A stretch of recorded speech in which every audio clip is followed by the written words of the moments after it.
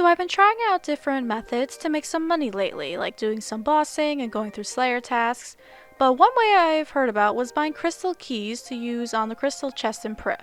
So I've decided to see how much profit I can make from 1,000 keys. Because of the buy limit, I gave money to Shadowduke so he can buy some at the same time as me to make it go faster. He ended up buying 500 keys for about 10.7 mil, and since I already had a few keys in my bank, I bought 491 for about 10.5 mil. So I spent a total of 21.3 mil for these keys. And then I got a bonus key right after from bossing, so there's that. I created a tab dedicated to all the loot I'll get from the chest so I can see exactly how much I get in the end to create an accurate profit. I'll keep in mind how much Lantadime and Corrupted Ore I already have in the beginning so I can remove that from my total count. I also deposited whatever was in my coin pouch so I can see how much money I make in the end after alching and selling. For my setup, I brought an upgraded gem bag because the chest will always give a dragon stone. If I didn't have that, my inventory will fill up pretty fast, so it's really helpful to avoid more trips. You can get a gem bag from the trader in Daemonheim for 2,000 tokens, and you can get the upgraded version for 20,000 tokens. You need the upgraded version for it to hold dragon stones, so keep that in mind if this is something you want to do.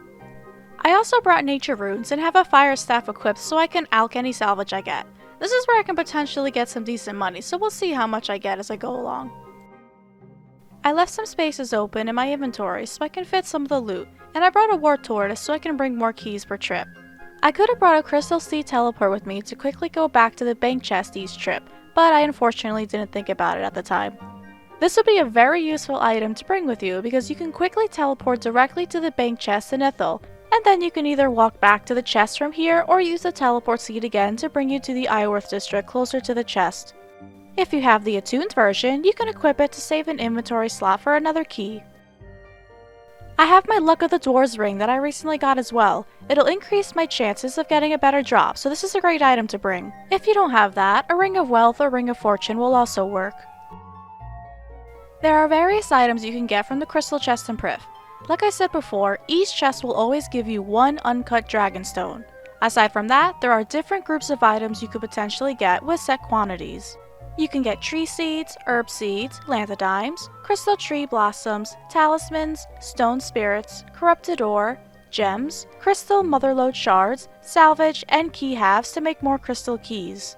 Crystal blossoms are used to make perfect plus potions, and crystal motherlode shards can be traded into Withian in the Melior district for a variety of other rewards.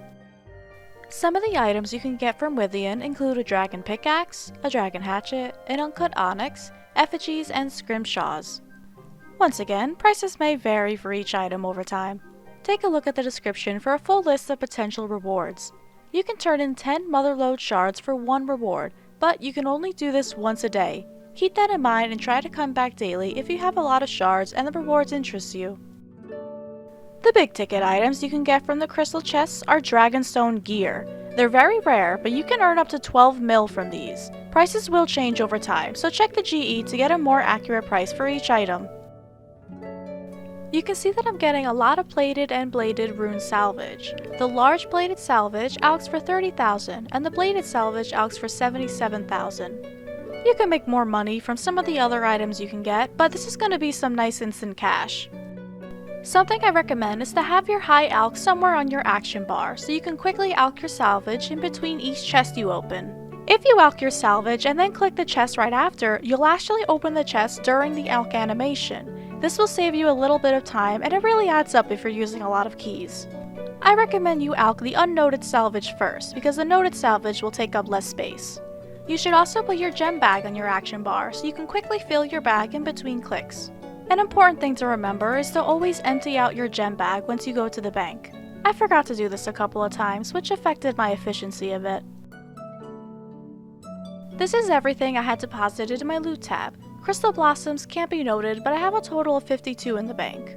I started off with 1,001 keys, but you can see from how many dragonstones I have that I was able to make 102 more keys from the tooth and loop key halves I was getting from the chests.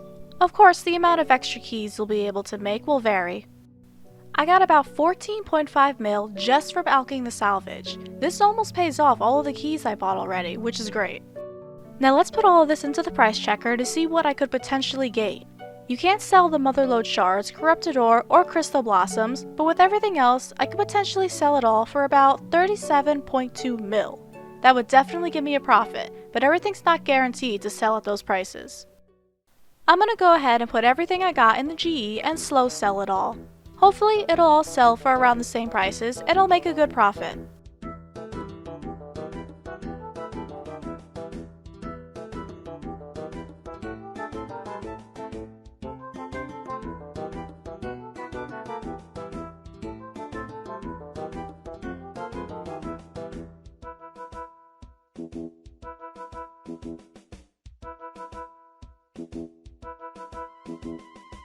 Wow, awesome!